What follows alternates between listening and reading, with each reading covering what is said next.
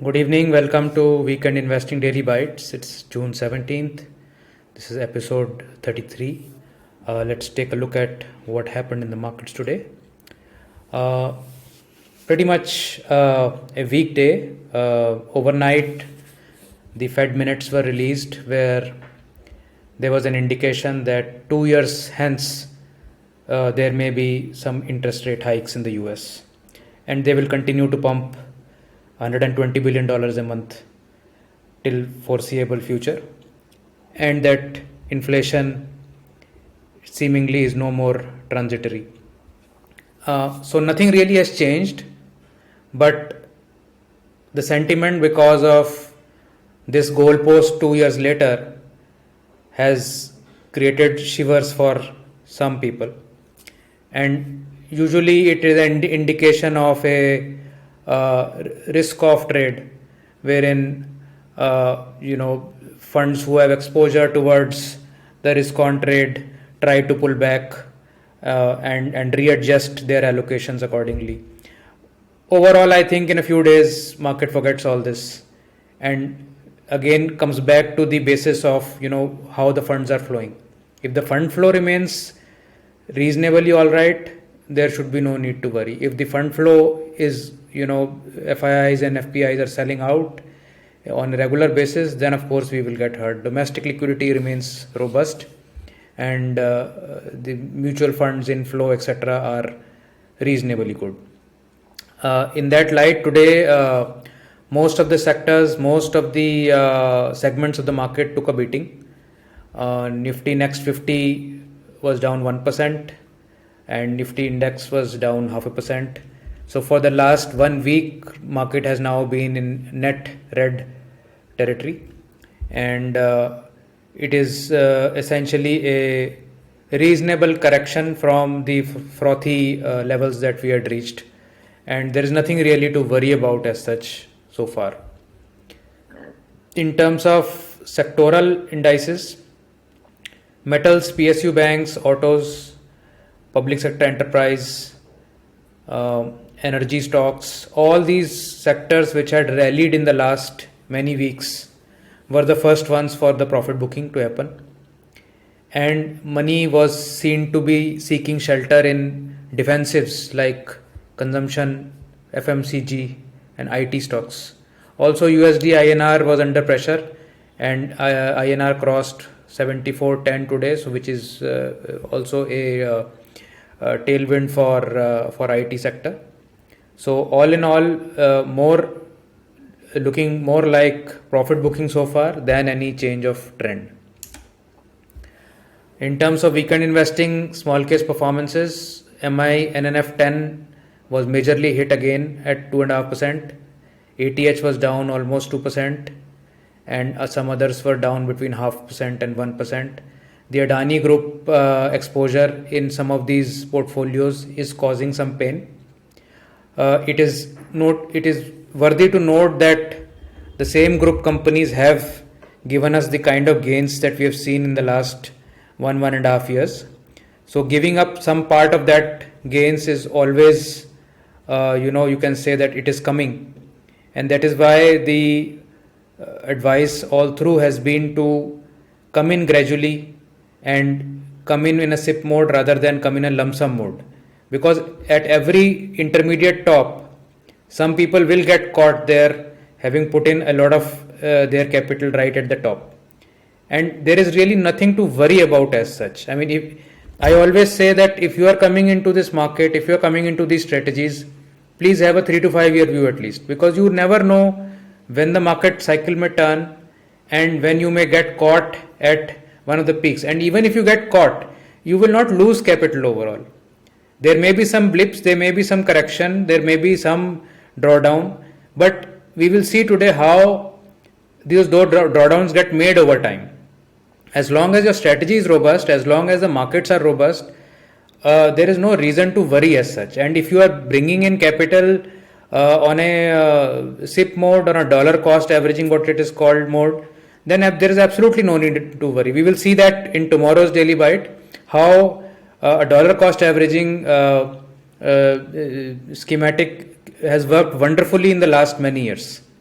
So, but today we will focus on what has been the performance in terms of how weekend investing small cases have performed in the last 5-10 years of the back test or on the actual run that we have, and how have we negotiated the past drawdowns, because a lot of emails were received today. I'm reasonably assured that because a lot of new beginners and new folks who have come to the market have joined these services, so it is but natural that they are anxious, and for many it may just be the first downtrend that they may be witnessing, or even for otherwise, if you have been in the market for a long time, each downtrend, each drawdown is painful, there is no doubt about it. But as they say, without pain there is no gain. I mean, we cannot keep going up in a straight line. There has to be drawdowns. You have to absorb those drawdowns and possibly also make use of those drawdowns to bolster your position in your portfolio. We cannot run away from the market at the drop of the index or your portfolio at every other point. That is now not how the market wealth can be created. You need to have perseverance and you need to have a plan. So let's see how things have performed in the last many years. Let's first look at NNF 10. This one strategy which has been live for the last 6-8 months only, but it has been back-tested vigorously over the last 10 years. So let's go and see how it has performed on the various ups and downs, and then we will see MI25 and MI all cap.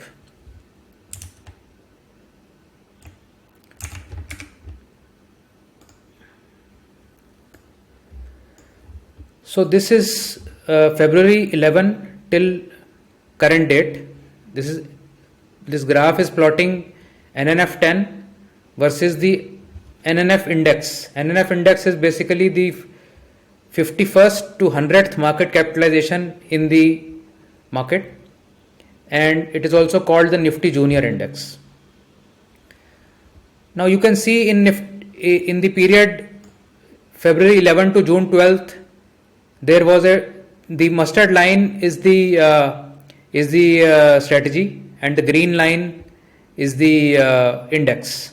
So you can see that from starting from 100, at the end of this period of about 1 year and 3 months, the index dropped about 10%. It dropped to about 90, 91, while the strategy remained.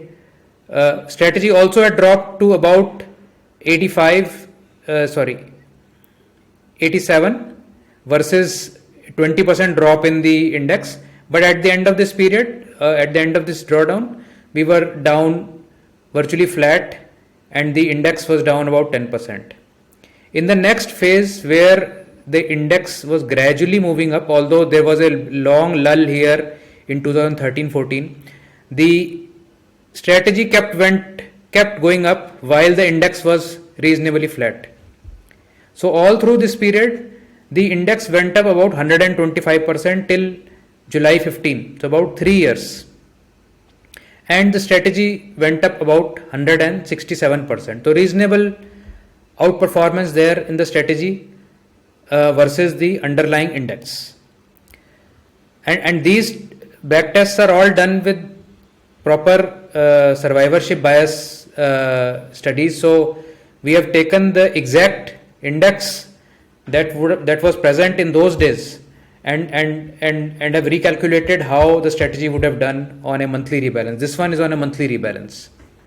Then there was a dip in 2000 in late second half of 15 till about February 16, and the index dropped about 16% and the strategy dropped about 19%. So strategy is dropping more or less in line with the rise here, but is rising or outperforming more in terms of the when the market is going up. Then again, so about 20% drop here, and here we had seen a maximum of 10%. Then again there was a rally from March 16 to December 17, so 1 year and 3 quarters, where index went up 87% and the strategy went up 101%. So again, outperformance of reasonable size on the upside. And then from here on, from December 17th, after this 2018 market crash in the first quarter, we saw that the index went sideways, and then of course the COVID crash was there. So in this entire period, the index dropped 42%, and these are all large cap stocks. So a lot of people think that large caps cannot drop, or large caps are less volatile. They are, but I mean, just see the amount of drawdown that a large cap index like NNF has taken here, a drop of 42%. And what has NNF 10 strategy done? It dropped only 10% here in this period. In fact, just before COVID, it was actually up against the index, which was going down. And during COVID, it went from 444 to about 360, to about 20% it dropped right here, but overall it dropped about 18%. So again, sometimes the strategies may drop in line with the index, and sometimes they may drop less, but never have we seen that they're dropping much more than the index. And then this last phase where the index went up 107%, whereas the strategy has lagged also because of this last few days of drawdown already incorporated here. Strategy went up 74%. So this one has underperformed in this last leg of this rally. So what you are able to see is that over 10 years there were many drops. These are the bigger drops that I'm talking about, but in terms of micro drops, there were many. This is a micro drop, this is a micro drop, this is a micro drop. But the idea is not to run away from the strategy. The idea is to have confidence and to build more, as each drop will give you an opportunity to do dollar cost averaging. So let's now see another strategy. This is MI25. This is a 25 stock small caps only strategy. This has been running live since 2016 in my portfolio and in clients' portfolios, but we came on live on small case sometime in 2019 or 2020, in fact, for this one. So the first leg here was 2016 April till January 18, where small cap index went up 95% and this strategy went up 218%. So amazing outperformance here. And then there was a huge drawdown, where the small cap index dropped in the next 2 years and 1 quarter by 65%. So small cap index came from around 9,000, it dropped to about 3,000, and there was a 65% drop in the small cap index. Whereas this strategy, it dropped 29% overall, but it, as you can see in this chart, it dropped very quickly in the first 6 months and then it went flat virtually. The meaning of this flat portion while the rest of the market was falling is because it goes mostly to cash.